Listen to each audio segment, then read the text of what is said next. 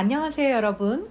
오늘은 세계적인 심리학자 마틴 셀리그만에 대해서 말씀드리고자 합니다. 여러분, 이름이 좀 생소하죠? 마틴 셀리그만. 그럼 긍정심리학이라는 말씀을 좀 들어보셨을까요?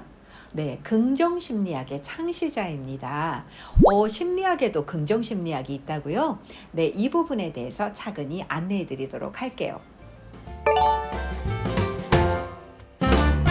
현재 마틴 셀리그만은 펜실베니아 대학교의 심리학과 교수로 재직하고 있습니다. 그럼 이분이 이렇게 세계적인 심리학계의 거장이 될 때 어떤 과정을 거쳐서 성장을 했을까요? 첫째, 타고난 특성입니다. 셀리그만은 어릴 때부터 굉장히 성찰적인 인물이었어요. 성찰, 좀 단어가 어렵죠? 깊이 생각해보고 반성해본다는 거예요. 자, 예를 들어서 오늘 하루 동안 내가 뭔가를 했어요. 어떤 말도 하고 행동도 했어요. 어떤 선택을 했어요. 그것에 대해서 그냥 흘려버리는 경우가 있고, 어떤 사람은 내가 오늘 어떤 말을 했지? 어떤 행동을 했지? 그때 그렇게 하면 좋지 않았던 것 같아 하면서 되짚어보고 어떤 게 더 좋겠다 이렇게 생각해보는 것이 바로 성찰이거든요. 그런데 마틴 셀리그만은 어린 시절부터 이렇게 자기를 이렇게 돌아보는 자기 성찰 지능이 좋았던 인물이라는 거죠. 그래서 모든 사람은 자신이 좀 더 좋아하고 잘할 수 있고 자신이 강점인 거를 진로로 택했을 때 훨씬 더 좋은 결과를 낼 수 있는 것처럼 마틴 셀리그만은 심리학과로 가기 잘한 거죠. 자기 성찰 지능이 좋으니까요. 자, 이렇게 내가 평소 이런 것들을 좀 들여다보고 점검해보는 거를 좋아하지 않는다면 셀리그만은 조금 다른 특성을 가진 사람이라고 볼 수 있는 건데, 여러분들이 사람책 인물들을 이렇게 들여다보면서 위대한 인물이라고 남의 이야기라고만 생각할 것이 아니라 내가 좋은 적성을 발견해 가기 위해서 그들은 모두 자기가 가진 강점 지능을 잘 활용한 특성이 있었다는 걸 기억해 주시면 좋을 것 같아요. 둘째, 셀리그만의 가정 환경입니다. 셀리그만은 어린 시절에 집에 들어가는 게 정말 괴롭고 힘들었대요. 가정이 굉장히 화목하고 또 유복한 가정들도 있습니다. 근데 셀리그만의 어린 시절은 많이 불행했다고 해요. 아버지가 몸이 많이 아프셨고, 아프다 보니까 계속 몸이 아프니까 어떻게 해요? 그 고통을 잊기 위해서 술도 많이 마시게 되고, 집안에 갔을 때 아버지가 온통 이렇게 널브러뜨려져 있고 쓰러져 있고 술에 취해 있고 소리를 고래고래 지르고 행복하게 느낄 수가 없겠죠. 어린 셀리그만은 이불을 뒤집어 쓰고 아버지가 소리를 지를 때 너무 무서웠다고 얘기를 해요. 그리고 나는 얼른 커서 이 지긋지긋한 집을 벗어나고 싶어 이렇게 말했대요. 자, 이거 보면 위대한 거장이 그렇게 좋은 환경에서 자라지 않았다는 거 여러분 공감하시죠? 셀리그만도 이렇게 어려운 환경에서 자랐는데요. 그것을 인정을 했다고 해요. 아버지가 이런 부분들 너무 슬프고 화나고 속상하기는 하지만 그래도 어쩌겠어요? 내 아버지니까요. 그래서 자기 할 일을 또 한 거예요. 그래서 공부를 하다 보니 프린스턴 대학교 심리학과에 대학을 갈 수 있게 되었어요. 아주 명문대죠. 거기서 이렇게 공부를 하고 그리고 이제 실험 심리학을 하게 되는데요. 실험 심리학은 동물을 가지고 실험을 해서 그 실험 결과를 가지고 인간의 행동까지도 연구하는 거예요. 예를 들어 설명해 드릴게요. 러시아의 대표적인 학자 파블로프라는 학자는요, 개를 갖고 실험을 했어요. 이런 게 실험 심리학이에요. 자, 우리가 사람을 어떻게 교육을 해야 할까를 바로 고민할 수도 있지만 동물을 통해서 연구하면서 사람들에게 이렇게 심리적으로 이끌어주면 좋겠구나. 그리고 이렇게 가르치면 좋겠구나. 이런 것들이 연구를 통해 알게 되는데, 파블로프는 개를 데려다 놓고 개가 어떻게 학습하는지 가르치기 위해서 종을 땡 치고 나서 그 다음에 먹이를 줘요. 그러면 개가 그 먹이를 맛있게 먹겠죠? 어그적 먹어요. 그럼 그 다음에 또 종을 땅 치고 그 다음에 또 먹을 걸 줘요. 그러면 나중에는 종만 딱 쳐도 어떻게 하냐면 개가 침을 주르르 흘리는 거예요. 자, 이게 어떻게 된 거예요? 나도 모르는 사이에 그 개 몸이 벌써 침을 줄줄줄 흘리죠. 종소리가 먹을 것도 아닌데 인간도 이렇게 강화를 시키면 학습을 시킬 수 있겠구나. 그래서 행동주의가 나오는 거고, 그와 유사한 비슷한 실험을 이 마틴 셀리그만이 갔던 학교에서도 하고 있었대요. 그래서 이제 간 거예요. 근데 마틴 셀리그만이 그것을 이렇게 보러 갔을 때 어떻게 셀리그만은 마음 자세를 갖고 있었냐면, 그걸 이렇게 실험을 하는데 여러분들은 어때요? 내가 늘 하던 것들만 하나요? 아니면 내가 항상 이 자리 가서 이것이 무엇일까를 깊이 최선을 다해서 파고드는 특성이 있나요?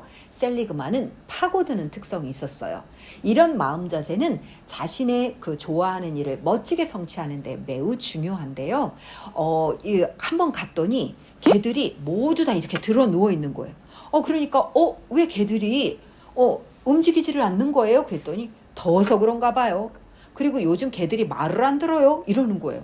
그래서 가만히 봤더니 이 실험은 전기 자극을 개들한테 하면, 전기 자극을 찌릿찌릿하면 어때요? 개가 힘드니까 싫으니까 피해가지고 다른 데로 옮겨가게, 이런 실험이었거든요.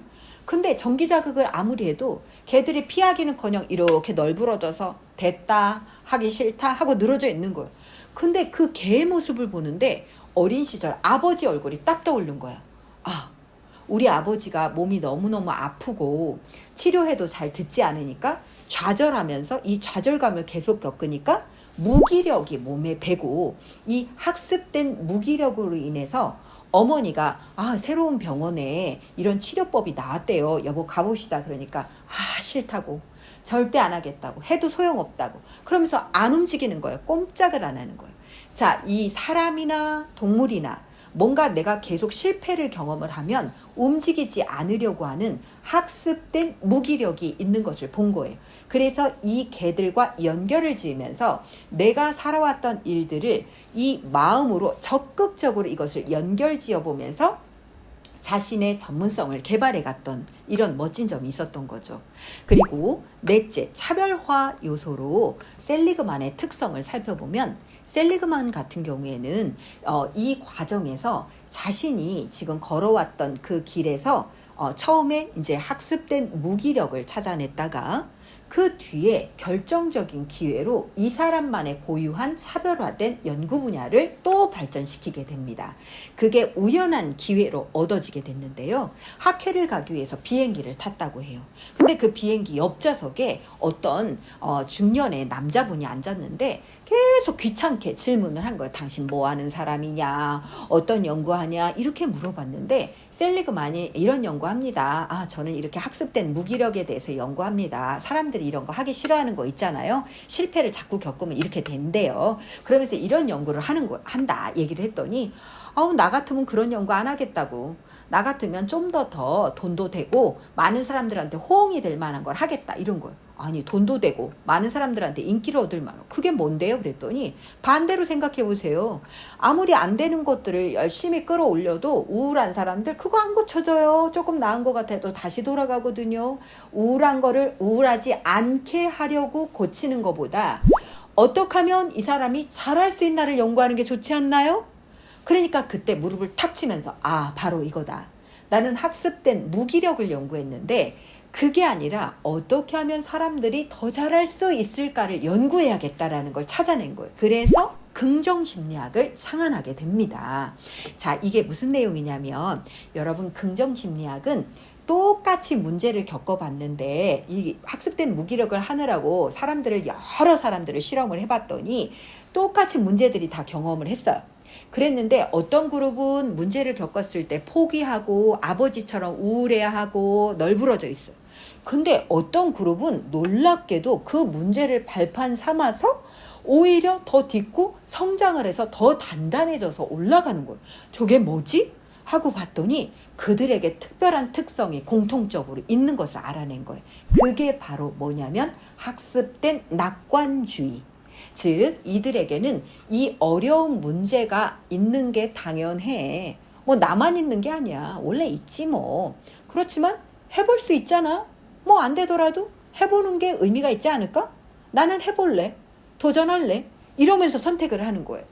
아하, 그렇구나. 그러니까 결국은 내가 안 되는 사람들을 끌어올리는 쪽에다가만 초점을 맞췄는데 그게 아니라 저 사람이 잘할 수 있는 긍정심리학을 연구해야겠다. 그래서 학습된 낙관주의라는 이론을 냈는데요. 여러분들한테 팁으로 얘기를 해드릴게요. 자, 셀리그만을 통해서 이거 꼭 메모해 두세요. 첫째, 인정하라. 내게 문제가 왔을 때 문제를 회피하려고 하고 내 거 아닌 것처럼 밀어두고 그러지 마시고 인정하세요.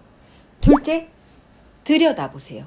이 문제를 자세히 들여다봐야 그 속에서 내가 어떤 말을 하고 어떤 행동을 하고 어떤 선택을 하는지를 볼 수 있습니다. 셋째, 패턴을 찾아내세요. 내가 주로 이런 일들을 하더라. 이런 말들을 하더라. 그럼 그 속에서 내가 이런 습관이 있었구나. 나도 모르는 사이에 이런 식의 어떤 행동을 지속하고 있구나를 찾아내야 돼요. 그 다음에 넷째, 흐름을 바꾸세요. 즉 부정적 흐름이 아니라 내가 이것을 좀 더 성공적으로 할 수 있는 학습된 낙관주의로서의 나를 훈련하는 거죠. 그래서 오늘은 심리학자 마틴 셀리그만을 통해서 긍정심리학을 창시하기까지의 사람책 모델의 멋진 성장 과정에 대해서 얘기해 드렸어요. 저는 사람책 모델을 여러분들께 소개해 드리려 공부하면서 저부터도 많은 것들을 배우게 돼서 너무 좋아요. 여러분들에게도 위대한 인물이다, 남의 얘기다가 아니라 저런 분들은 어떻게 똑같은 문제 상황이었어도 저걸 이겨냈을까, 여러분에게 지혜가 되는 시간이 되었으면 좋겠고요. 경청해 주셔서 감사합니다.